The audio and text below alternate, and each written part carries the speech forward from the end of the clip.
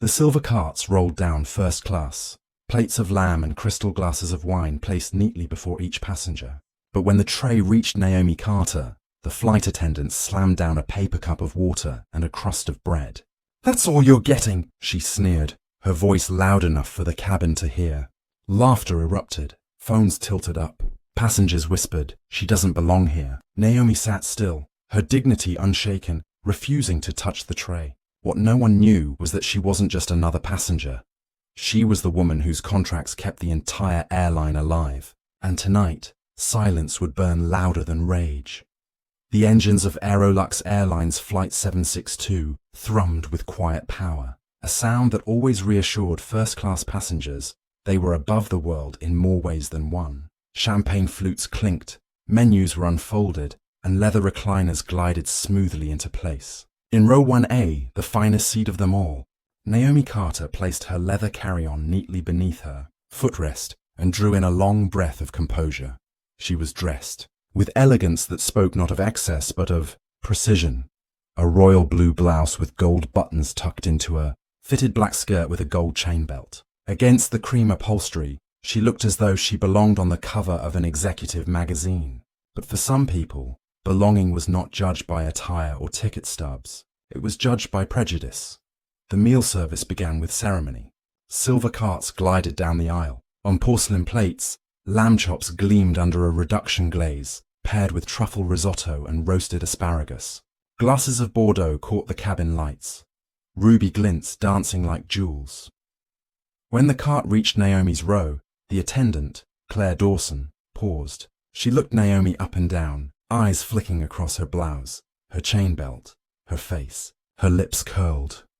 Without a word, she plucked a paper cup from the cart, filled it with lukewarm water, and set it on Naomi's tray. A second later, she dropped a crust of bread beside it, barely half a roll.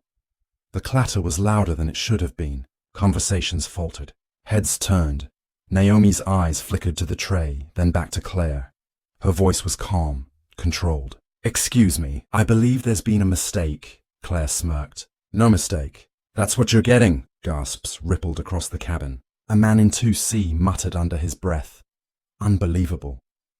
A college student in 3A tilted her phone higher, whispering into her live stream, "Oh my God, they just gave her bread and water. Look, look." Naomi folded her hands in her lap, every movement deliberate. "And why is that?" Claire's smirk sharpened. "First-class meals are reserved for premium guests, people who actually belong here, not—" Her voice trailed off, dripping with implication. Laughter bubbled from 2D, where a pair of businessmen leaned back with wine glasses in hand. "Guess they ran out of budget meals," one joked, earning a chuckle from the other. Phones came up. Screens glowed. The humiliation had become a show. Naomi sat still, unflinching. The royal blue of her blouse caught the overhead light, the gold buttons gleaming like quiet defiance. She reached for neither the bread nor the water. The cabin manager, Douglas Kane, approached with a frown of exaggerated patience. "Claire, what's going on here?" "She insists she's entitled to the premium meal," Claire said, loud enough for the whole row to hear. "But look at her. Does that look first class to you?"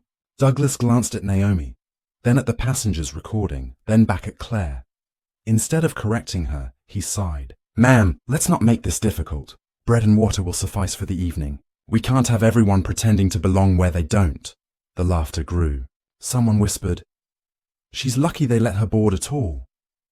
Another passenger tapped into Twitter. First-class drama unfolding on Flight 762. Stay tuned. Naomi remained composed, her hands still folded, her eyes calm but unyielding. "I purchased this ticket," she said evenly. "I am entitled to the same service as every other passenger here." Douglas's chuckle was short and cruel. "Entitlement, that's exactly the problem. If you don't want the bread and water, I can always have security escort you to economy. Perhaps you'll feel more at home there." Phones shook with disbelief. Comments flooded live streams. "She paid for first class. This is blatant discrimination. Don't let them push her down."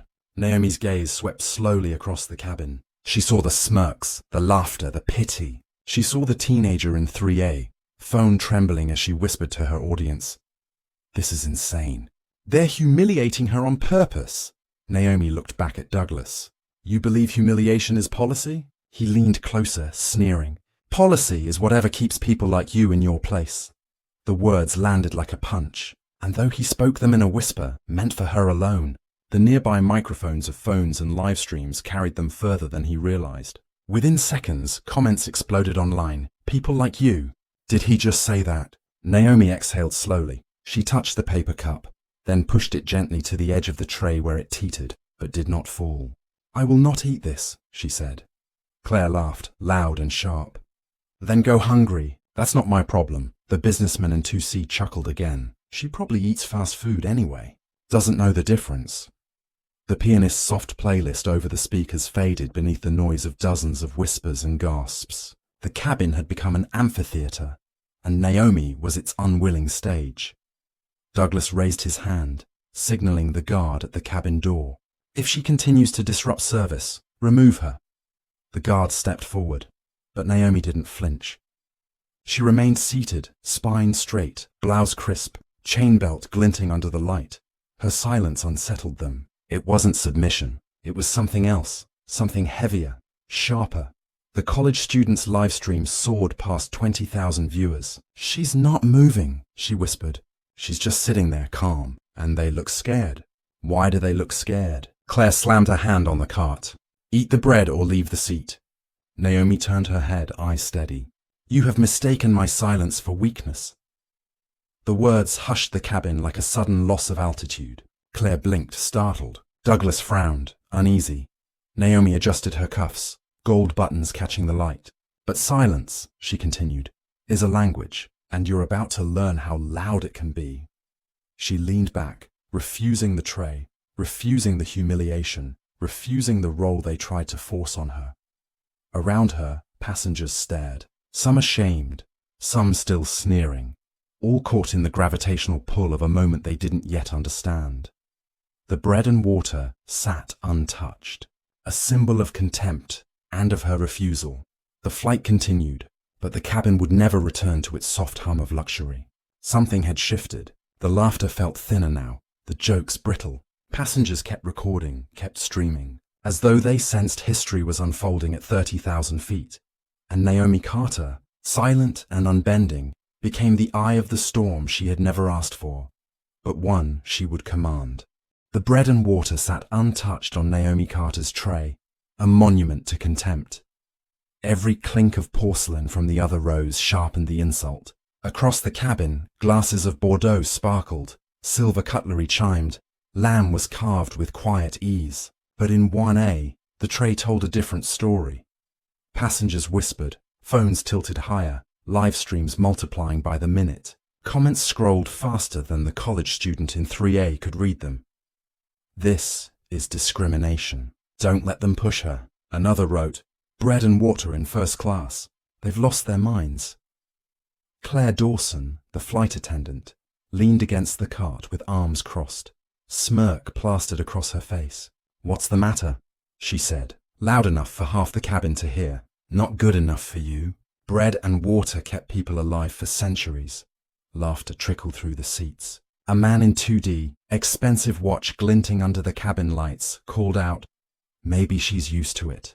Save the lamb for paying customers. Naomi didn't turn her head. She didn't flinch. Her gaze remained steady, hands folded, blouse crisp, gold chain belt catching the glow as if it had more authority than the uniforms mocking her. The cabin manager, Douglas Kane, stepped closer, playing to the crowd.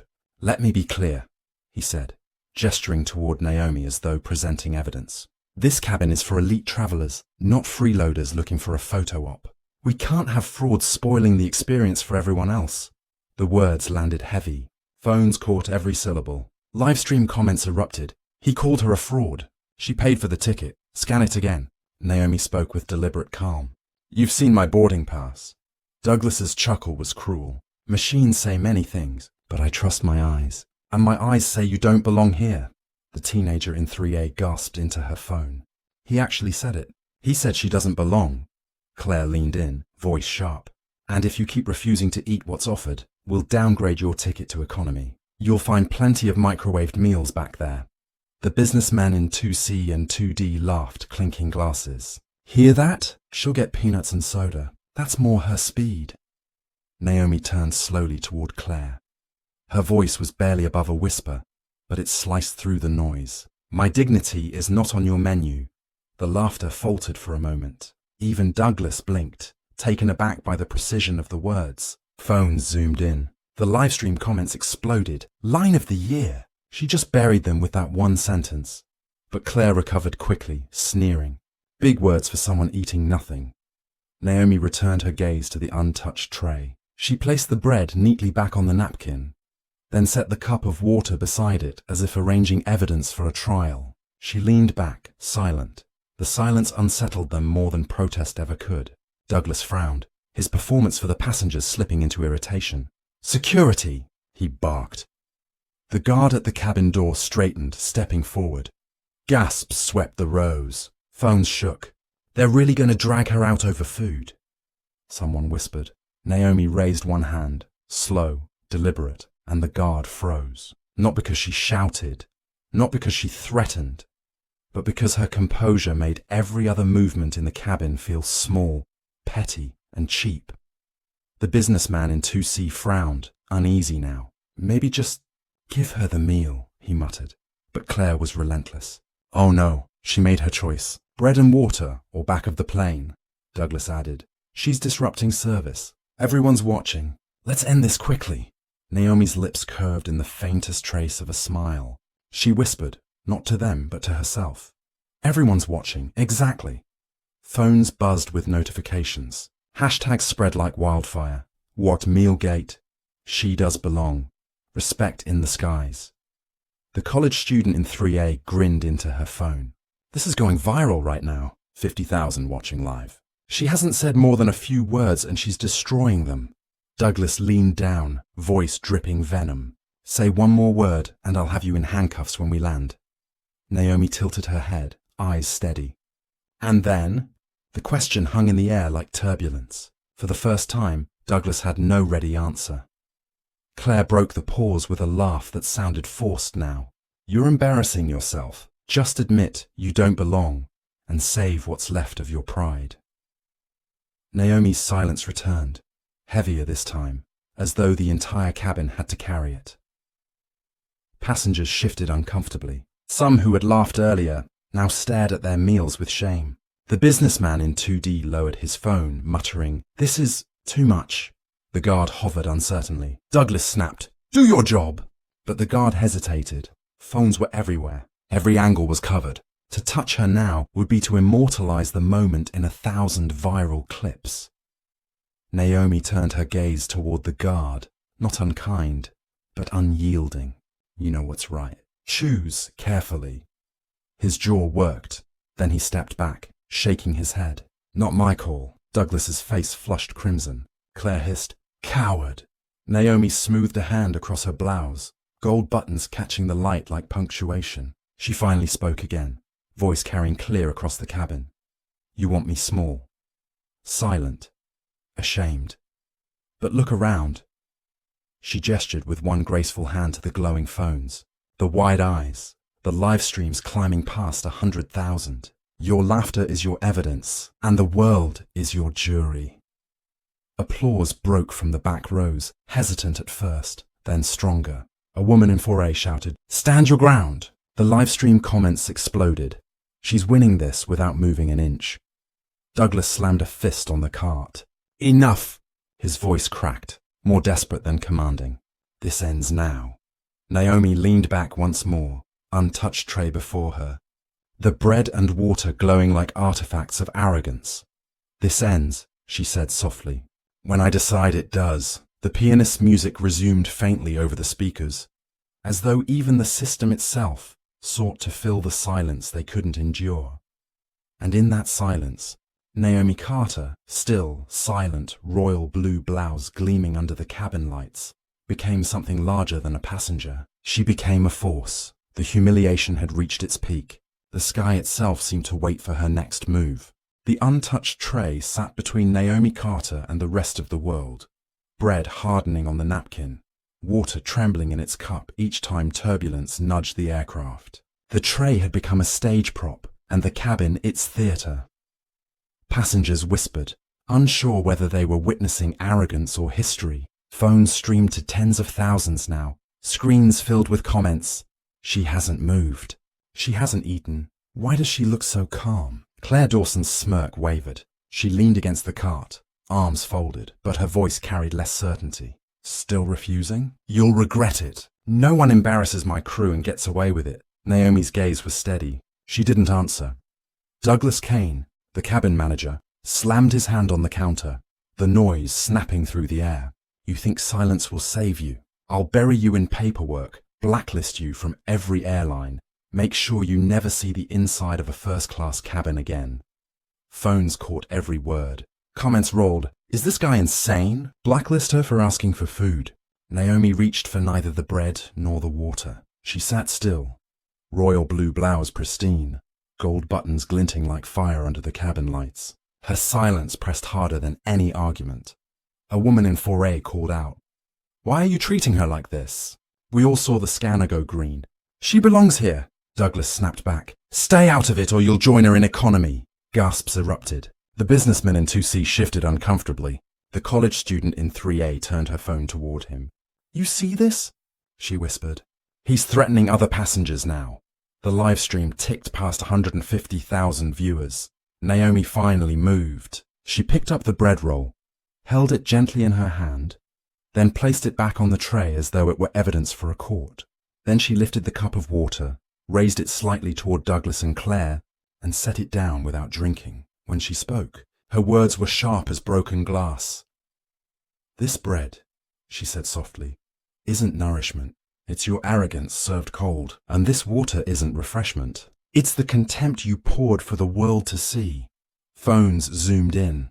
The teenager in 3A gasped. "She's destroying them without even raising her voice." Claire tried to laugh, but it sounded hollow. "Big speech for someone eating nothing." Naomi leaned back. "You mistake my silence for weakness. But silence," she said, her voice cutting clear across the cabin, "is a fuse. And when it burns out, everything built on arrogance explodes." The applause this time came from more than a few rows. Half the cabin clapped, some passengers even rising halfway from their seats. Douglas's face flushed crimson. "Enough," he roared. "You think you're clever? You think you're untouchable? I'll show you just how small you are." He grabbed his tablet, swiping furiously. "Watch this," he sneered to the passengers. "Her ticket, deleted. Her seat, cancelled. She's nobody now." The screen flickered red. "Access denied." Douglas blinked, tried again. "Access denied." Claire leaned over his shoulder. "What's wrong with it?" "System's glitching," Douglas muttered, but his voice cracked. He swiped again, more frantic. "Access denied." Phones recorded every second. Viewers on the live stream exploded. "Something's happening. Look at their screens. It's shutting them down."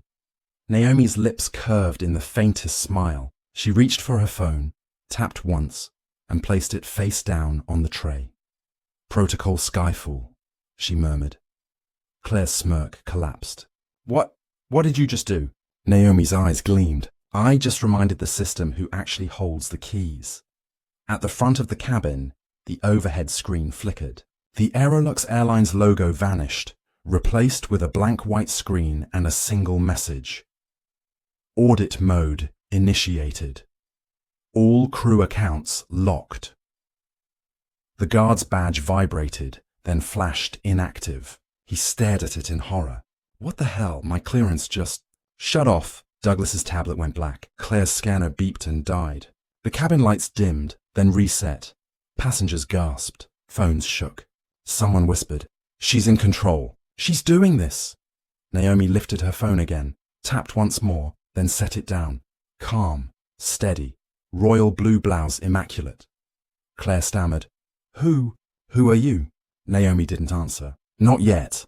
The college student in 3A nearly shouted into her live stream. "You guys, she's shutting down the plane's systems. She's not just a passenger. She's someone powerful." "I don't know who, but this is insane." The live stream ticked past 300,000 viewers. Douglas dropped his tablet onto the cart with a clang. "This isn't possible. This isn't—" Naomi finally spoke, voice calm but heavy as thunderclouds.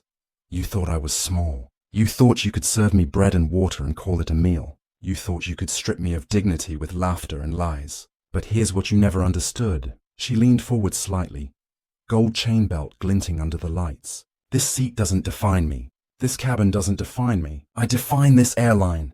Gasps tore through the cabin. Phones recorded from every angle. The businessman in 2C muttered, "She's not bluffing, she's in charge of something." Claire backed away, voice trembling. "You're lying. You have to be." Naomi turned her gaze on her, sharp as steel. "If you believe that, keep watching." The intercom crackled. A new voice filled the cabin, calm and official. "Attention crew, this is executive operations. Audit protocol is active. All flight staff are to comply immediately. Further instruction upon landing." Douglas's knees buckled. Claire covered her mouth. The guards stared at his dead badge. Naomi sat still, composed, silent once more. Her silence now was different. It wasn't patience, it was command, and the passengers, they erupted. Applause thundered, cheers echoed, phones streamed, hashtags multiplying by the second. Wash Skyfall Protocol. She owns the skies. Naomi Carter. The humiliation had reached its peak. Now the reversal had begun. Naomi Carter's silence had spoken louder than any shout. The cabin buzzed with confusion as the overhead screens continued flashing white. Audit mode initiated. All crew accounts locked. Every beep, every denial tone was another nail in the coffin of the crew's authority. Claire Dawson fumbled with her scanner, tapping furiously. This has to be a mistake. Douglas Kane swiped his tablet until his fingers trembled, but the screen remained black. "Reset the damn system!" he barked, voice cracking. The guard shook his head, staring at his badge as though it had betrayed him. "It's dead, all of it. I don't even have clearance to open the galley now."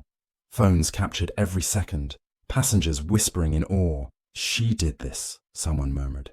"That woman in 1A, she's pulling the strings." Naomi Carter hadn't moved. She sat still. Royal blue blouse pristine, gold buttons gleaming, chain belt glinting like it had been forged for this exact moment. Finally, she picked up her phone, tapped once, and spoke clearly into the cabin for all to hear. "This is Carter. Confirm full identity reveal," the intercom crackled. A crisp male voice, steady, commanding, filled the space. "Confirmed. Attention all passengers and staff. The individual seated in 1A is Ms. Naomi Carter, Chief Executive Officer and majority shareholder of Carter Global Logistics, Aerolux Airlines' largest corporate client and primary fleet contractor." Silence detonated through the cabin. Claire's jaw fell open. Douglas's face drained of blood. The guard staggered back a step. Passengers erupted into gasps and shouts. The college student in 3A nearly screamed into her live stream. "Oh my God, she's the CEO, the airline's biggest client. They humiliated their boss in front of the whole world." Applause broke from the back rows, thunderous and relentless. Phones zoomed in on Naomi, recording her like a queen at coronation. Douglas tried to recover, desperation spilling from his lips. "Ms. Carter, this isn't what it looks like." Claire misunderstood. "We all misunderstood." Naomi finally rose from her seat. She stood tall, commanding, her silence heavier than their excuses. She looked around the cabin slowly, meeting the eyes of passengers who had laughed, those who had live-streamed, those who had looked away. Her voice was calm, but sharp as glass. "What it looks like," she said, "is exactly what it is. You mocked me. You humiliated me. You served me bread and water as if my worth was beneath yours. And you did it proudly, on camera, without hesitation." Claire stepped forward, hands trembling. I didn't know who you were." Naomi's gaze pinned her in place. "And if I were no one, would that make it acceptable? Do you only respect power when it pays your salary?" The words carved into the air. Phones caught every syllable. Passengers murmured, "She's right." Douglas tried again, voice shrill. This was an isolated mistake. Naomi cut him off, her voice rising just enough to carry over the cabin. "Humiliation is never a mistake. It's a choice, and you chose arrogance over dignity." Applause thundered again. Even the businessman in 2C who had laughed earlier now clapped, face red with shame. Naomi reached for the untouched tray, lifted the bread roll, and held it aloft. "This was meant to reduce me, to remind me of a place you thought I belonged." She set it back down with precision. "Instead, it will remind the world of yours." Passengers cheered. The livestream counter surged past 500,000. Douglas fell to his knees, voice cracking. "Please, Miss Carter, don't do this. Don't ruin us. I have a family." Naomi's eyes never softened. "So do the countless people who have been degraded by arrogance like yours. Did you care about their families when you mocked them?" Claire sobbed openly now. "I swear it won't happen again. Please, give me another chance." Naomi's expression didn't change. She turned to face the cabin, not just the crew. Her words were for the audience, both here and online. Respect is not a privilege. It is not something you earn with wealth or status. It is the baseline. And when you strip someone of it, you strip yourself of humanity. The college student in 3A whispered into her phone, tears in her eyes. "She's not just firing them. She's teaching the world." The intercom crackled again. "Miss Carter, all deactivations complete. Crew access terminated. Awaiting your final directive." Naomi's gaze shifted back to Claire, Douglas, and the guard. "Effective immediately," she said, voice steady. "Claire Dawson, Douglas Kane, and Officer Blake Harris are terminated. Access revoked. Employment ended. You will not serve another flight, here or anywhere." Gasps tore through the cabin. Passengers clapped wildly, some even standing to cheer. Hashtags flooded the internet. Naomi Carter. CEO revealed. Bread and water. Respect in the skies. Claire fell against the galley wall, sobbing. Douglas buried his face in his hands. The guard simply sank into a seat, broken. Naomi turned back to the passengers, her presence radiating authority. "Do not mistake this for vengeance," she said. "This is accountability, and it will not stop here." The cabin roared with approval. As she sat back down, her untouched tray still before her, Naomi Carter looked out the window into the endless sky. Her silence now was no longer the silence of patience. It was the silence of victory. The wheels of Flight 762 screeched against the runway, jolting the cabin with the force of arrival. Seatbelts tightened, bags rattled in the overhead bins, and the passengers held their collective breath. But the silence inside first class wasn't about landing. It was about what would happen once the doors opened. Naomi Carter sat in 1A, composed, the untouched tray still on her table, a crust of bread, and a paper cup of water. It was no longer humiliation. It was evidence. The intercom crackled. "Ladies and gentlemen, welcome to New York. Please remain seated. Security personnel will board shortly." Phones tilted up again. The college student in 3A whispered into her live stream. "This is it. This is the ending. Watch closely." The doors hissed open. A team in dark suits marched in. Federal aviation officers and Aerolux corporate executives. Their presence cut the cabin like a knife. The lead officer scanned the room, then bowed his head toward Naomi. "Ms. Carter." She inclined her chin. "Proceed." The officers moved without hesitation. Claire Dawson was pulled from the galley, wrists trembling, mascara streaking down her cheeks. Douglas Kane tried to protest, shouting about misunderstandings, but his words died under the weight of cameras. Officer Blake Harris sat slumped, silent, knowing resistance was pointless. Passengers erupted in whispers. Phones streamed every second. "She's not bluffing. She actually fired them mid-air." The lead officer turned to Naomi. "Do you wish to press charges?" Naomi's gaze was sharp. "Not today. Today isn't about me. It's about every person who's ever been humiliated for daring to exist where others thought they didn't belong." Gasps swept the rows. The livestream counter ticked past 1 million. Naomi rose from her seat, the royal blue blouse with gold buttons gleaming under the cabin lights, her chain belt catching the glow as she stepped into the aisle. She turned not to the officers, not to the disgraced crew, but to the passengers, and through them, to the world. "You laughed," she said, voice steady. "Some of you recorded, some of you turned away, and some of you spoke up. Every choice you made tonight mattered, because respect isn't a luxury. It isn't tied to your ticket or your seat. It is the baseline for being human." The businessman in 2C lowered his head in shame. The woman in 4A, who had spoken earlier, nodded firmly, tears brimming in her eyes. Naomi continued. "I was given bread and water in a cabin where lamb and wine flowed. I was told I didn't belong. That policy was to humiliate people like me. And you all saw it. You watched. You recorded. And now the world has seen it too." Applause thundered. Some passengers stood to clap. Others wept openly. Phones shook as they tried to capture the power of her words. Naomi lifted her phone once more.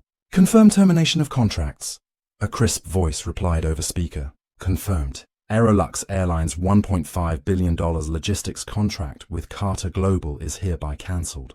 Effective immediately." Shockwaves tore through the cabin. Gasps, cheers, disbelief. Claire collapsed into a seat, sobbing. Douglas whispered, "That's billions. Gone." Naomi faced them one last time.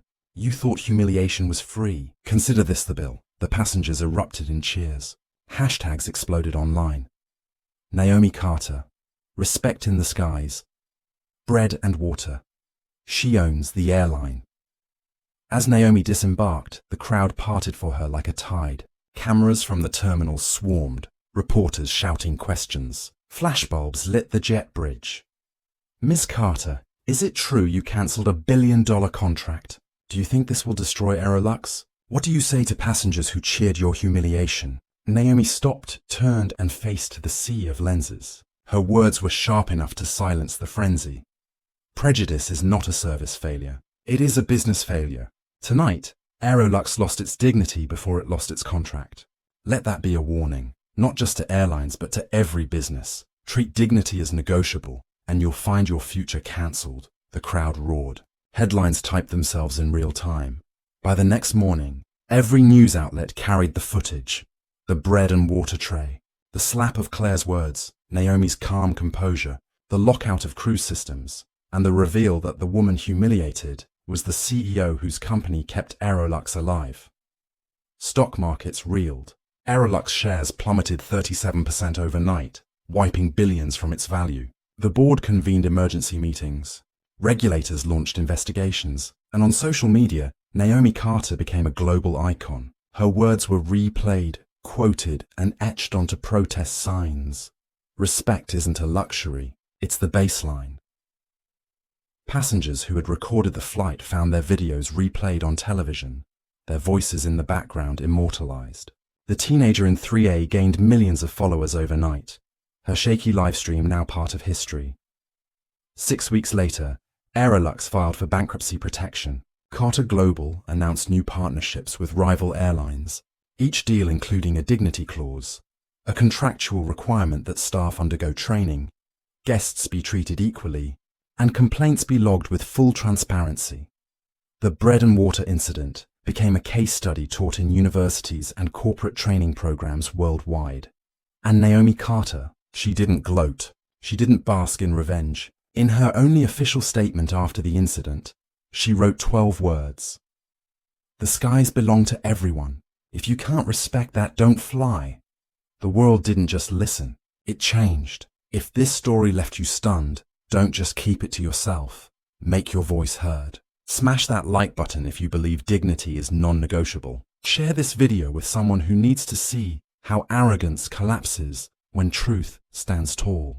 Drop a comment with where you're watching from and the moment that shook you the most. And most importantly, subscribe and turn on notifications so you never miss these powerful stories of justice, truth, and the fight for respect.